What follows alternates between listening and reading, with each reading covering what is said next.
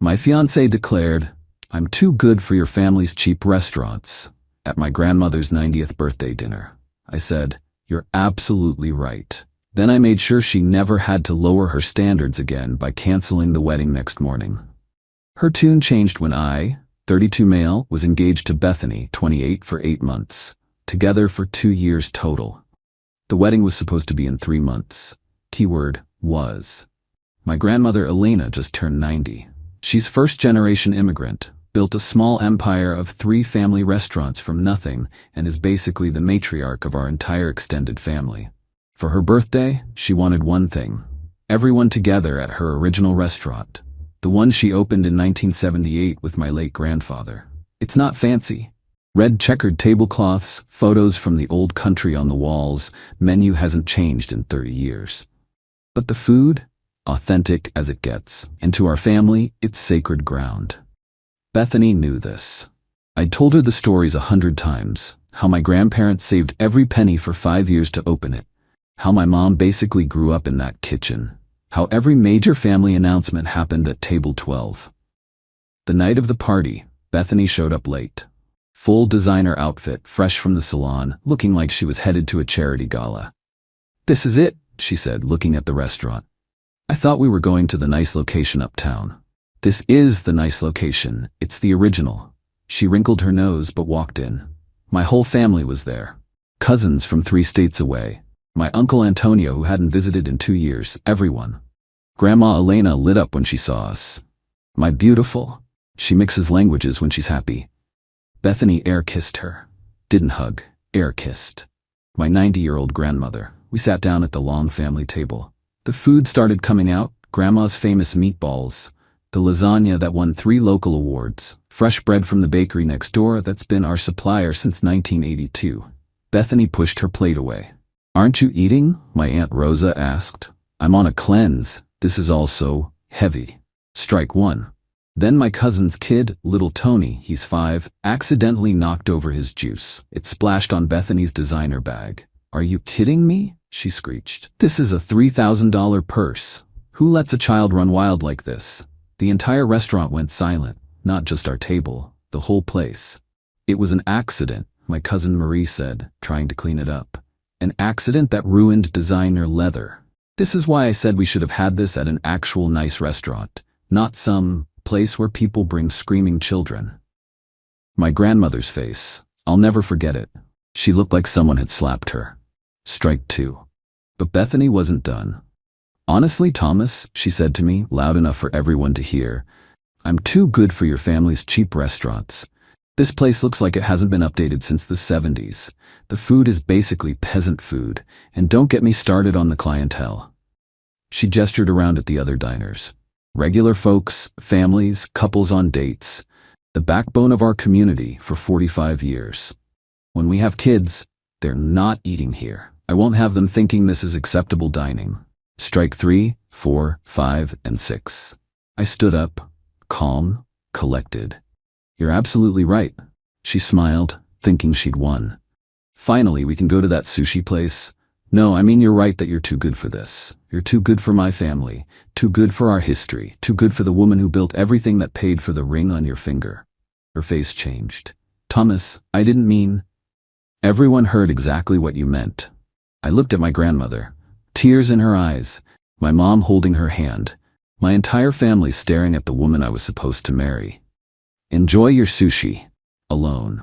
I walked over to my grandmother, kissed her forehead, and whispered in her ear, "She's gone tomorrow, I promise." Then I left. Walked out of my grandmother's 90th birthday. Worst night of my life. Bethany didn't follow. She sat there for another 5 minutes, according to my sister, then called an Uber. She texted me all night. "That was dramatic. You embarrassed me. We need to talk. You can't just leave me there. Answer me, Thomas." I didn't respond. Instead, I did something else. At 9 a.m. the next morning, I called our wedding venue. "Hi, this is Thomas Reeves. I need to cancel the Reeves-Morrison wedding for September 15th. "Oh no, is everything okay? You'll lose your deposit." "That's fine. Cancel it all." Then I called the florist, the photographer, the DJ, the caterer. Ironically, not my family's restaurant. Bethany had insisted on some pretentious French place. Canceled everything. By noon, $8,000 in deposits were gone, worth every penny. Then I went to the apartment. Our apartment. Well, my apartment that she'd moved into 6 months ago. Packed all her stuff, neatly, carefully. Every designer dress, every overpriced shoe, every piece of jewelry except the engagement ring that was mine to return. 23 boxes total. Left them in the lobby with a note. You were right, you deserve better than us. Good luck finding it. Then I changed the locks. Update 1. The aftermath was intense. Bethany showed up at my office with her mother, Patricia, full Karen mode activated. What have you done? Patricia screamed at the reception desk. You canceled everything? Security was called. I came down to the lobby. Thomas, Patricia said, switching to fake sweet mode. Surely this is all a misunderstanding. Bethany told me there was a small disagreement about dinner venues. She called my grandmother's life work a cheap restaurant with peasant food at her 90th birthday. Patricia's face twitched. Well, perhaps the phrasing was unfortunate. She said she was too good for my family. She didn't mean. She meant every word, and I believe her. She is too good for us, so I'm setting her free to find her level. Bethany started crying. The fake kind, with no actual tears. Baby, please, you're overreacting. It's just pre-wedding stress. Pre-wedding stress makes you insult the woman who raised me after my dad died? Oh yeah, forgot to mention that part. Grandma Elena basically raised me and my sister after my dad passed when I was 10. She's not just my grandmother, she's everything. I didn't know she raised you. You've been with me for 2 years, you knew. Patricia tried another angle. The wedding is in 3 months, people will talk. Let them talk. The deposits, already gone, canceled everything yesterday.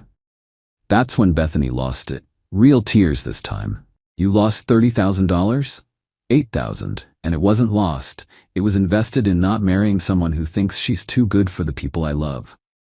Security escorted them out, but not before Patricia shouted, You'll regret this. My daughter has options. I hope she exercises them. I called back.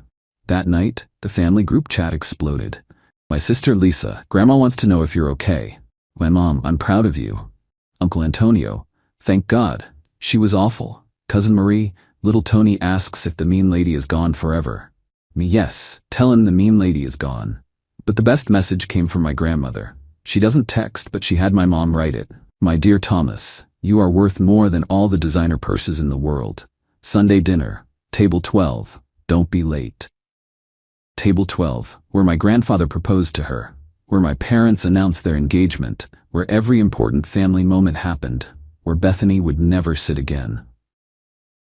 Update 2. So Bethany's options didn't quite pan out like Patricia promised. First, she tried to salvage the wedding by herself. Called all our vendors to uncancel everything. Funny thing about deposits though, once they're gone, they're gone. And rebooking everything? The costs had mysteriously increased. The venue was suddenly 40% more expensive.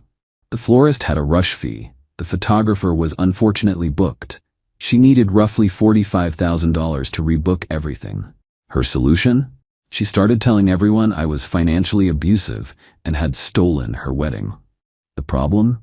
Everyone knew the real story. My cousin Marie's husband is a bartender at the country club where Bethany's friends hang out. He heard everything. Bethany's version. Thomas became irrationally jealous and controlling. He canceled our wedding because I suggested we try new restaurants. Her friend, I heard you called his grandmother's restaurant cheap. Bethany, I was taken out of context. Another friend, didn't you say it at her 90th birthday party? The friend, in front of his entire family? They're too sensitive. Her friends weren't buying it. But the real karma came from an unexpected source. Remember how Bethany worked as a luxury brand consultant? Basically, she helped rich people spend money on overpriced stuff. Her whole job depended on her image and connections. Well, turns out my grandmother Elena isn't just a restaurant owner. She's a legendary restaurant owner. 3 successful locations.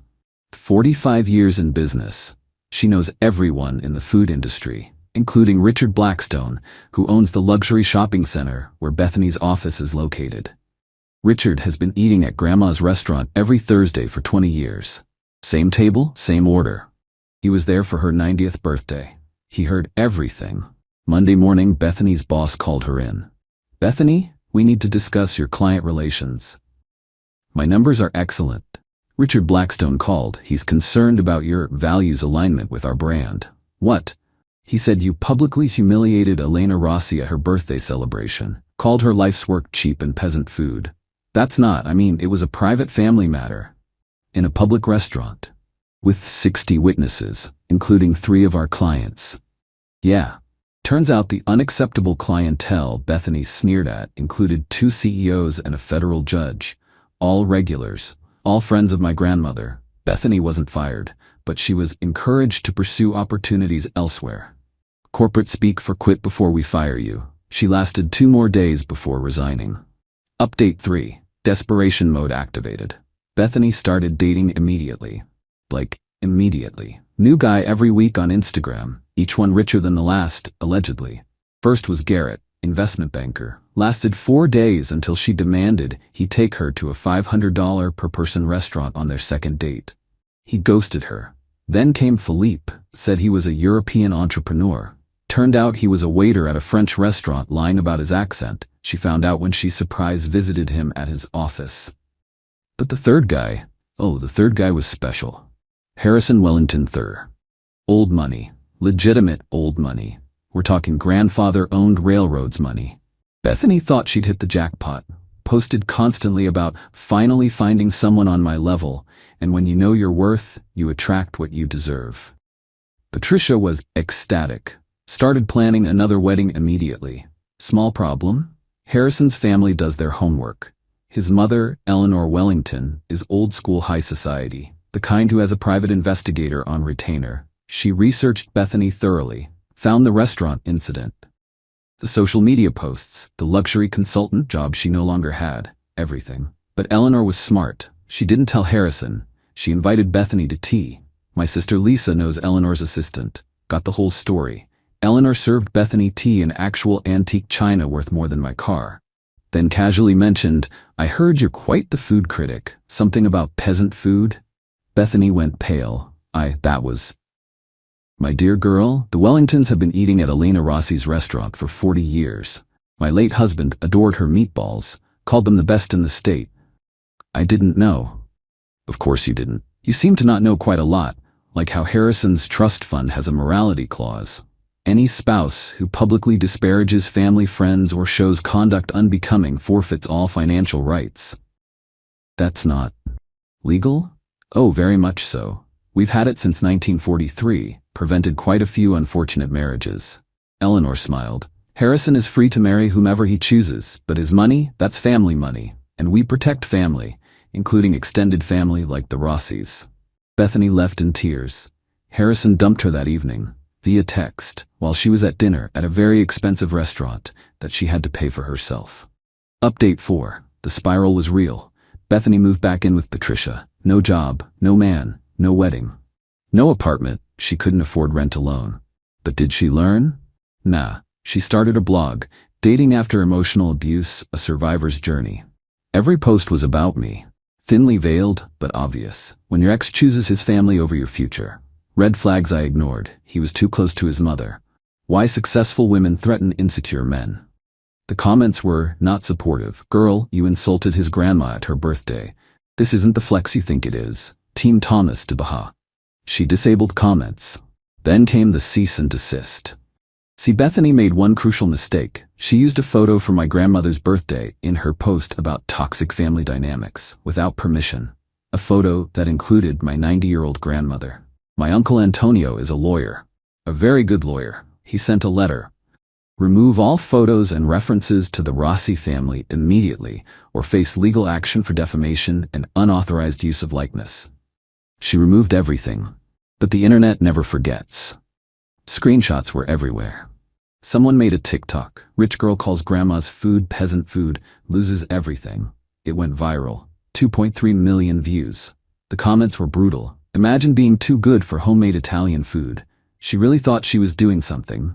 Grandma's revenge is served hot, unlike this girl's relationship. Patricia called me, crying, Thomas, please make them stop. Bethany is destroyed. I'm not doing anything, she posted online. The internet responded. You could defend her. Defend her from the truth? She said those things, in public, to my grandmother. She's suffering. So did my grandmother on her 90th birthday. Have you no compassion? I had tons. She called it peasant food. Patricia hung up. Update 5. Plot twist nobody saw coming. My grandmother hired Bethany. I'm not joking. I was at Sunday dinner when Grandma dropped the bomb. I offered Bethany a job. I nearly choked on my meatball. What? She needs work. I need a dishwasher. Grandma, no, you don't need to. I don't need to do anything. I'm 90. I do what I want. But she's young and stupid. I was young and stupid once. The difference is I learned. She won't take it. Grandma smiled. She already did. My jaw hit the floor. She starts tomorrow. Minimum wage, no special treatment. She works, she eats, she learns humility, or she leaves. Why? Because, my dear boy, the best revenge isn't destroying someone. It's letting them see what they threw away. Every single day. My grandmother is a savage. And Bethany? She actually showed up. First day, she wore designer gloves to wash dishes. They dissolved in the industrial soap. Second day, she complained about the smell. The cook told her to get used to it or get out. Third day, she cried in the walk-in freezer, but she kept coming back. Week 2, she stopped wearing makeup. No point when you're sweating over a dish pit. Week 3, she actually ate the staff meal. Peasant food never tasted so good when you're hungry. Week 4, a regular customer, Mrs. Chen, yes, the federal judge, recognized her. Aren't you the girl who... Oh my. Bethany just kept washing dishes. Final update. Today was my grandmother's 91st birthday. Different restaurant this time, the newest location, bigger party, same family, same table 12. I brought someone. Adriana. Met her at a bookstore. She teaches elementary school, drives a 10-year-old Honda, and cried happy tears when she met my grandmother. Your meatballs are incredible, Mrs. Rossi. Call me Grandma, and have seconds. Adriana had thirds. Halfway through dinner, someone started singing happy birthday in the kitchen. The staff came out with a cake. Bethany was holding it, still in her dishwasher apron, hair in a net, no makeup, looking exhausted. She placed the cake in front of my grandmother. Their eyes met. Happy birthday, Mrs. Rossi. Thank you, dear. Bethany looked at me, at Adriana, at the ring on Adriana's finger. Yes, I proposed last week at table 12 with my grandmother's blessing. She didn't say anything, just walked back to the kitchen. Later, my grandmother pulled me aside. She's quitting tomorrow. Good. I'm giving her a reference. What? She worked hard for 3 months, never missed a day, never complained after the first week. She earned it. Grandma, the girl who insulted me is gone. The one washing dishes is different. Not better, but different. Sometimes that's enough. You're too kind. No, I'm exactly kind enough. She learned that what she called peasant food feeds hundreds of families, that my cheap restaurant employs 30 people, that the unacceptable clientele are doctors, teachers, judges, and janitors, all equal at my tables. And she learned that you can't wash dishes with a $3,000 purse. We laughed. Bethany did quit. Got a job at a mid-level marketing firm, dating some guy named Roger who works in accounting. No Instagram posts about it. Patricia doesn't speak to me, or anyone in my family, or the Wellingtons, or the Blackstones. Harrison Wellington III is engaged to a kindergarten teacher. His mother adores her. My family's restaurants are thriving. The TikTok actually brought in tons of new customers. Grandma had to hire more staff. Adriana and I are getting married next spring, at the restaurant, the original one, reception at table 12. The menu? Peasant food. The guest list? Unacceptable clientele. The venue? A cheap restaurant that hasn't been updated since the 70s. The bride? Someone who knows that my grandmother's meatballs are worth more than all the designer purses in the world. And Bethany? She sent a card, just signed B with no message. My grandmother framed it, hangs in the kitchen next to a photo from her 91st birthday. To remember, she says, that dignity isn't designer. It's dishes. It's work. It's respect. It's knowing that no one is too good for honest food made with love. My grandmother is 91 years old, 5 feet tall, and the most savage person I know, and I'm proud to be her grandson. Even if our restaurants are cheap and our food is for peasants. P.S. to everyone asking, yes, the restaurants are real. No, I won't say where. My grandmother doesn't need the drama. She just needs her family, her tables, and her dignity. P.P.S. The meatball recipe dies with her. Don't even ask. Bethany, if you're reading this, the dish soap is under the sink. You know where.